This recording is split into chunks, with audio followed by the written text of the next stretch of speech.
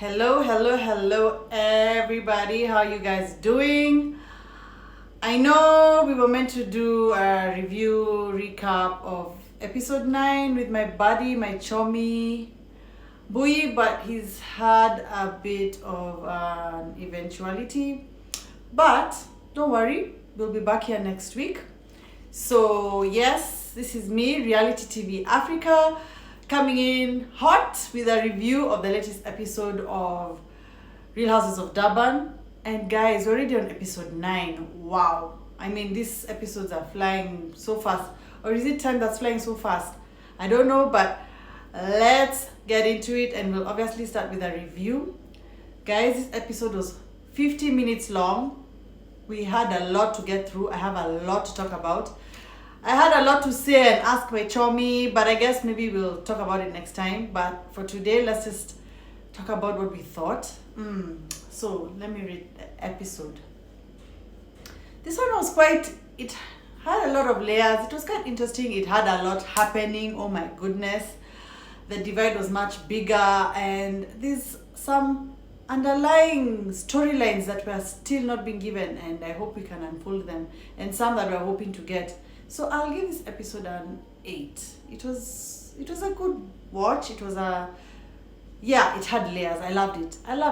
I won't lie. It was nice. Of course, let's get into the first scene. We see Mabusi coming in to Sorisha's house with Slee, and she's cooking them tea, and they're talking about the last time they met, which was at Angel's event, and how things went and how hectic it was. And what's interesting to me was this the fact that Mabusi is still trying to be the victim, yet she came in quite hot. She tried to blame Nonku by saying Nonku escalated the situation, when I feel like she kind of instigated it. I mean, she came in hot. She came in ready to, talk about things, address Jojo, address Nonku, like she was ready for a moment. And for her to blame Nonku, kind of rich, don't you think? I don't know. Still, I love the fact that we're getting more Mabusi vibes on this episode, and I want to see more and more of her. I don't know if Jojo is really gonna be willing to have a scene with her and sit down with her this season. Perhaps at the reunion. Sorisha is hosting a trip. Is she gonna invite Mabusi? Probably, but we'll get to that. And yeah, so obviously Slee is quick to, be on Mabusi's side because she's not feeling Nonku. But truth be told, Mabusi came in hot at that event. And the way things played out didn't go too well.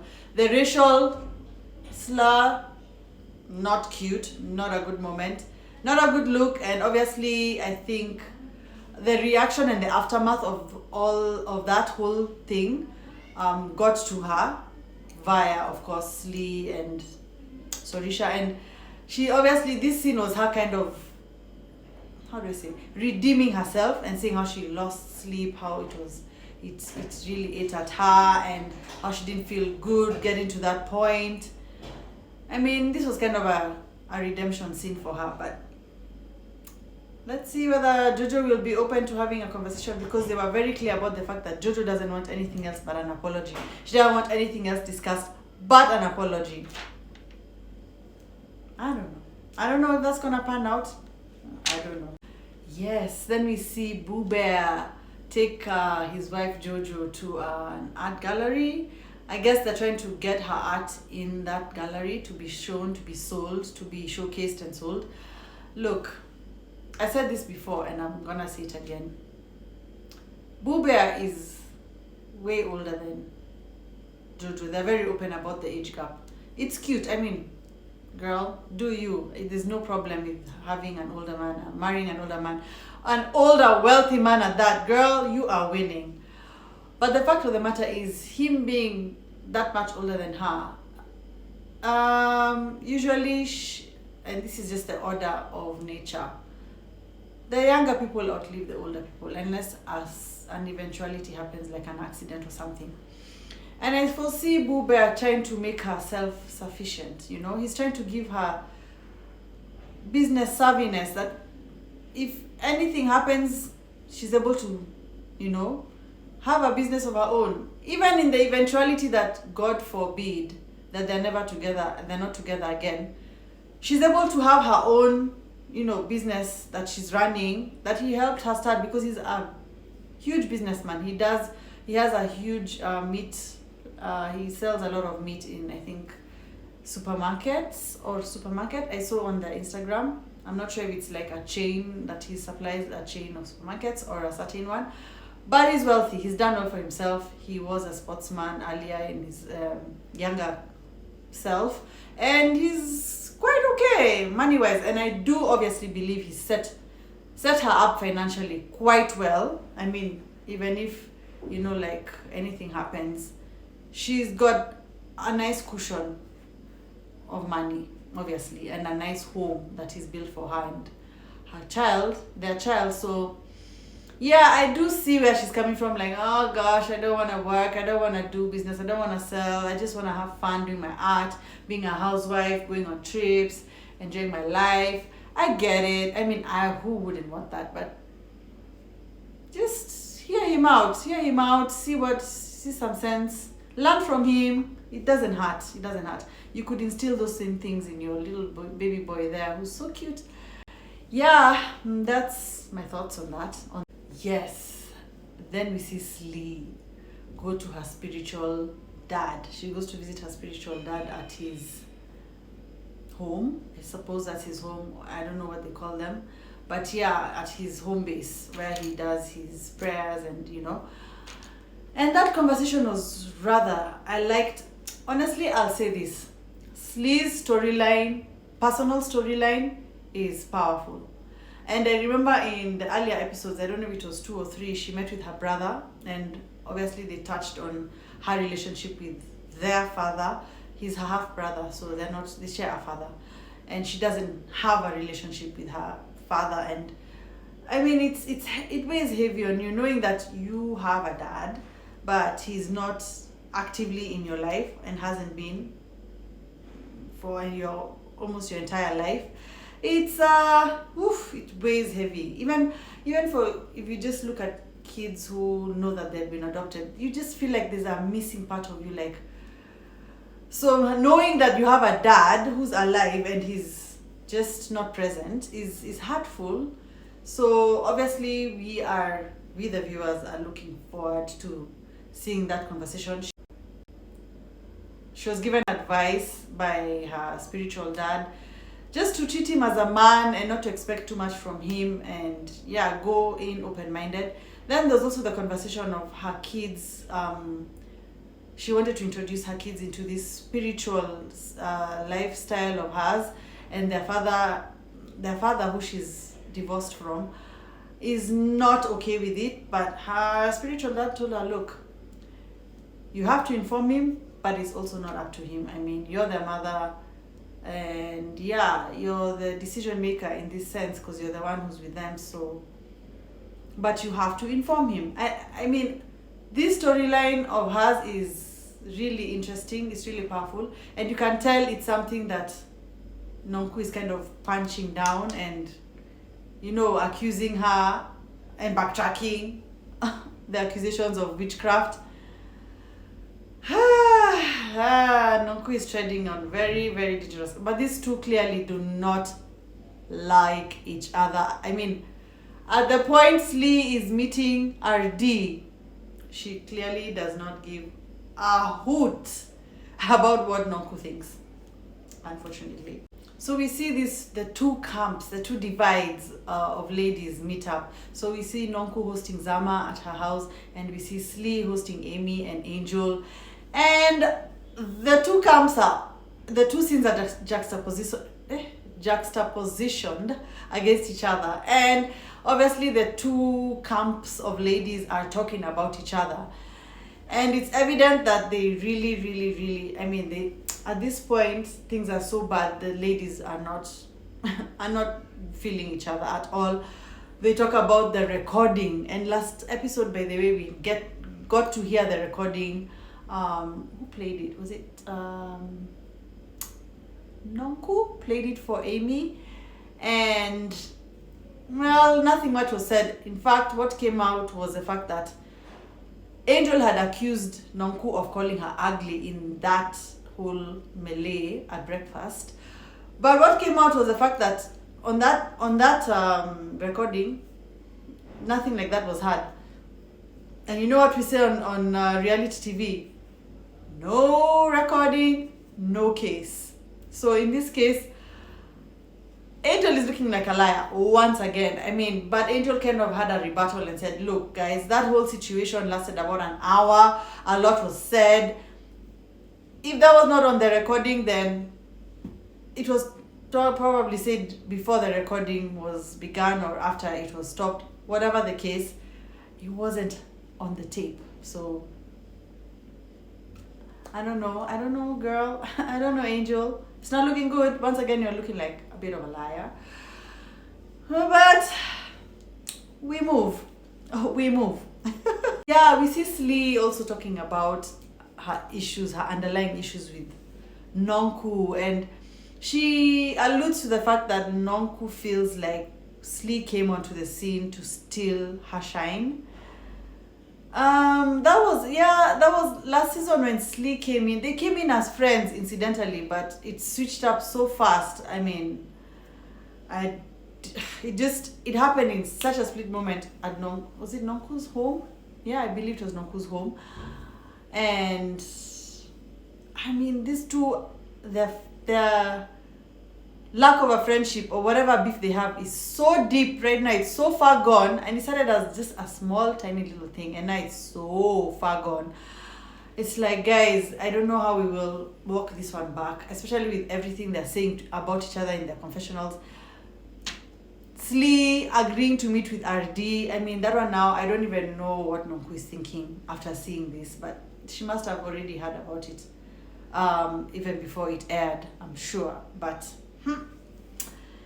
yeah, then we see Amy talking about an event she's hosting, and she's not inviting Maria and Zama. Look, I guess she doesn't feel Zama. They had an apology moment where Zama apologized, but clearly that didn't land anywhere because she's still catching a vibe and a bad feeling with Zama. But her beef with Maria, to me, I don't feel like it's that deep for her to not invite her for an event, or to even be like, honestly, what was that? What was all that last week? It was just like, came out of nowhere. To me, I don't think it's that deep, but that's just me. Maybe, I don't know, it's just me. But one thing we know, Maria and Slee's friendship has fallen apart. And I tend to kind of believe that Maria, I think Sorisha said it, and I think also Slee said it. Maria cannot, I don't know, she can't keep a friendship with, she can't be neutral.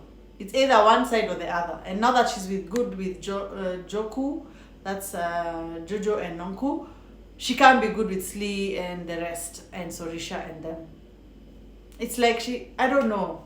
But she is like really trying to drill down and say, no, Slee, the issue I have with you is because when we were at the dinner and they were talking about me riding Neil, you were like, yes, I remember, and I felt bad. I'm like, you're grasping. It feels like you're grasping. Just say you're not feeling her because you're friends with.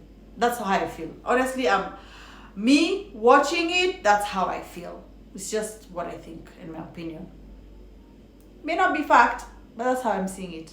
So I don't dispute how Slee and Sorisha are seeing it. It's like Maria has jumped ship because last season they were all a team. Hello, they were like tight as tighter than tight. They were a gang, like Maria, Sorisha, Annie, and Slee. They were a crew. They were a posse. They were all those words. But now, where are they? Maria is back with her gang, the original gang she wanted to be with, and that's what's up. And Slee is quick to shade her. Did you see the shade where she said expressionless? What I wrote it down. Sorry, expressionless face. Oh my God, she's just alluding to all the procedures that she's done to her face that she can't even have an expression of like, ooh, we sleep. But also Maria has been shading her a lot. So they've been shading each other. And when they watch the episodes, obviously it's mutual. It's mutual. The feeling is mutual. Just, yeah. Yeah, and then we see obviously Neil is there with the girls, with Jojo at they get to Nonku's house for a picnic, and Neil comes with Maria, and Jojo comes through, and Zama. Now they're all friends. Zama is part of the gang, and they talk about the whole scandal of Maria riding Neil at a photo shoot. I'm trying to believe this photo shoot is a photo shoot that they did. The cast shoot to promote the show, I'm guessing, because they were all together. And have I skipped?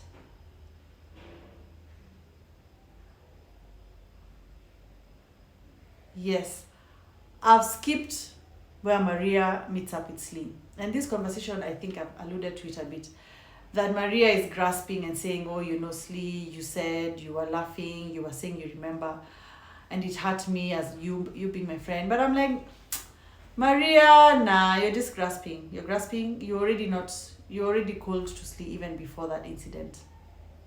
That at the trip. You're already back good with your team, Joku. And so you are like, I don't need Slee and Sorisha and them anymore. That's how it looks, honestly. But we also see the dinner with, the picnic that Nonku hosts at her house, with Jojo, Neil, and Maria. And obviously this for me, I felt kind of bad. I felt bad for Neil, and he looked really, really hurt. And I think his hurt came from the fact that he's he was friends with Sorisha. Like in real life, they were friends, they used to hang out, everything. So I think he's a bit lost on the fact that she would bring up such an accusation, double down on it, and even propagate it in a public setting with all the ladies. He was hurt. You could see he was visibly hurt, and he had a lot to say about that. Not kind, but even I would shade them, Sorisha and them, saying that. And Jojo was, in this moment for me, stood out as a leader. She came out strongly and said that's wrong. Like, this can, hurt marriages, hurt relationships. And I mean, look, Maria's marriage, speaking of Maria's marriage, what's going on there? I feel like we're being shortchanged on a storyline, a very major storyline, right? Like last season, when we met Maria for the first time, she had a whole scene with her husband at the kitchen. But it seems like there's trouble in the marriage, and she's opened up about it. But now we need more on that. And I think Slee is gonna push that narrative now that they're not cool. Yes, we need to know where Manoli is now. As in, is he in the country? Is he abroad? Are they together? Are they not? We need that storyline. Maria, you're on a reality show. Give us your reality, please. Yes, then we see the event that is happening, Amy's event, which is happening at the same time that Nonku is hosting the other ladies at her home for a picnic. And Sorisha's outfit did not deserve that event. She needs to run it back and do it again for another event, because that dress was everything. I mean, she overshadowed the other two ladies. Even the host, Amy, she looked good. She looked the F good. Okay? Yeah. But now we see them talking about the other ladies. Obviously, we are seeing, it's like this other crew with Nonku, Jojo, Zama, Neil, Maria, they're the fun crew. They have fun. They're clearly playful. And, they had the moments of like opening up to each other. But they were fun, playful, playing charades and all that. And then this other group is like the stiff, the serious, the ones who talk about all the issues. And yeah, it's clear the divide is very big. You see Sorisha mention a trip, and she wants to host a trip for the ladies, and Sorisha being the queen bee. My buddy Mbui mentioned in one of our last videos that their next cast trip is going to be out of the country, and I cannot wait. I wish they would come to East Africa. But anyway, we will see. But it's gonna be an uphill task for Sorisha trying to get all those ladies together for a trip, because she's on the outs with them, and there's a big divide. And like I said, guys, the biggest divide is not Maria and Sorisha. The biggest divide is not Sorisha and Jojo. The biggest divide is Sorisha and Nonku. Guys, watch what I'm saying. Watch. The two remaining OGs are clearly have a divide among the group, and they have their two camps. Yeah, tell me you don't see what I see. Tell me you don't see what I see. Anyways, I'm sure you see it. If you don't, you will. And then Nonku doubling down on the witchcraft in her confessionals about Slee. I'm like, these ladies do not F with each other at all. Whoop! But she kind of walked it back like, not that she practices it. I'm like, girl, you said it already. We know what you're thinking. We know what you're thinking. You don't F with her. We know. It's fine. We get it. And then Jojo, let me tell you something. Jojo is a clown. Like her recollection, her reenactment of the whole fight. I love the way Neil was like, but that's not how Maria told me. She told me so calmly. I told her, she mentioned my lips. Jojo reenacted it to a T. The whole dragging of the chair. That crazy. Honestly, Jojo, good job. Wow. And then you could see the three ladies, Slee, Amy, and Angel, talking about Nonku. And obviously digging at her sobriety and talking about how she was crying during the whole fight. And obviously I think she admitted, or did she admit to have taken gummies?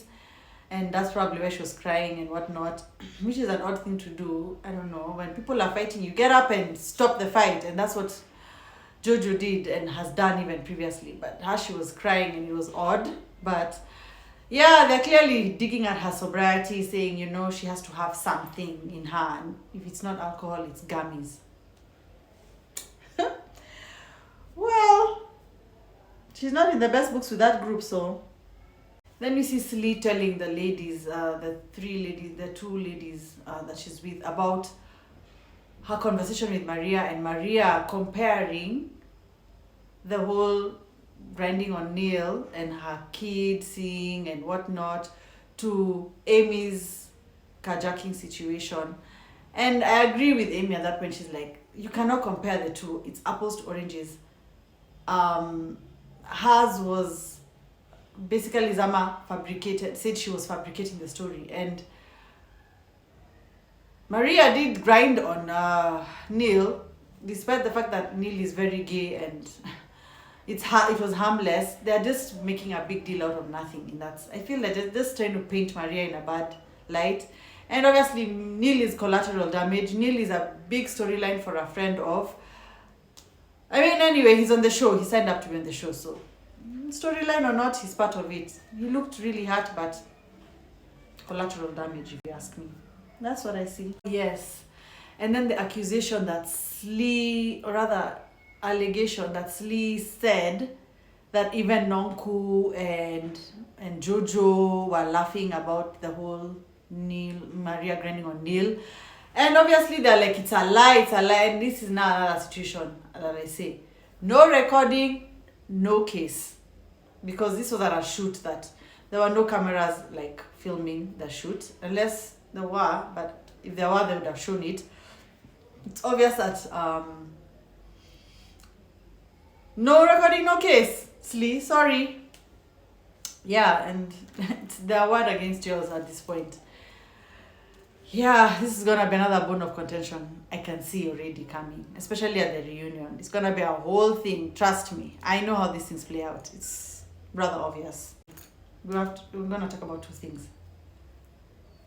Slee meeting RD was so messy. Guys, I've never seen a messier situation than this. And to me, it's like Slee has said the gloves are off. The gloves are off.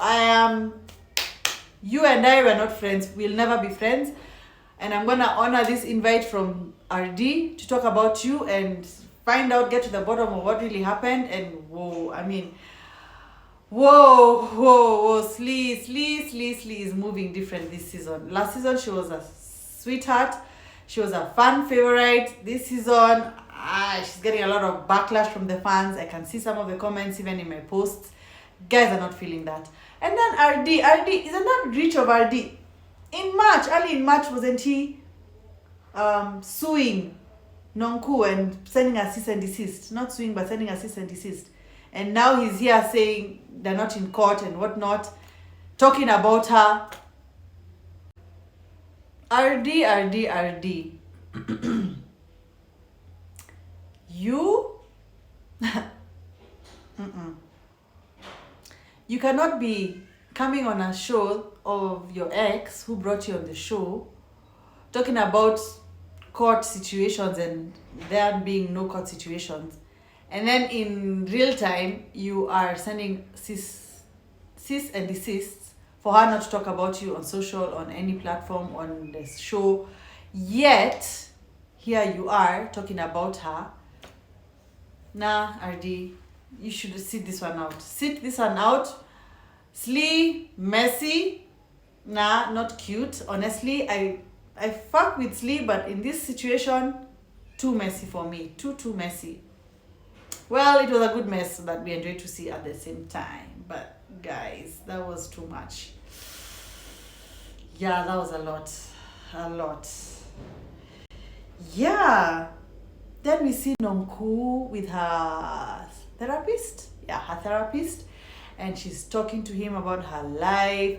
And I like the fact that she's, valuing herself. She's like, look, I spent so much money to look this good. For me to give myself to guys who are not worth my time, got their money up. Obviously, she's throwing shade at her exes, RD being the latest one. And yeah, even Slee clocked it. She was like, my girl figured out this guy doesn't have the kind of money that she thought he does, and she built on his ass. So yeah, I like that she's valuing herself. She's dating and she's not settling for one thing. I like that. That's how a single girl does it. It's called circular dating, people. Ladies, circular dating is where you date different people and see who is gonna fit the bill. She did open up about dating a man with a girlfriend, and they talked about it at the trip with Zama and Jojo. But the thing she mentioned was she's dating an American pastor based in Texas. And I caught her IG a few weeks ago. I guess that was soon after they wrapped filming in Jamaica for Ultimate Girls Trip. And she was at some convention, for a Christian convention. I don't know if it's for pastors or something. And TG Jakes was on the stage. And she was in Texas. So I was like, I've made the connection. So you're going to see your new man's girl. Winning. Long distance relationships, I don't know how that would work unless she would consider moving or he would consider moving. I don't know. But I'm happy for a girl. She's doing her thing, and I like that. So guys, I know this was a bit long-winded. I can talk a lot. I can talk you under the table. But I enjoy doing these reviews. And like I mentioned, next week, hopefully we'll reconnect with my Chomi, Mbui. But for today, just enjoy me here doing my thing, recapping this episode. And you know what? Over here, we love everything reality TV. Okay? So catch me next week when we review Mummy Club, and I guess the next episode of Durban. And yeah, let's wait to see where these ladies go for their trip. So until next time, enjoy yourselves and bye.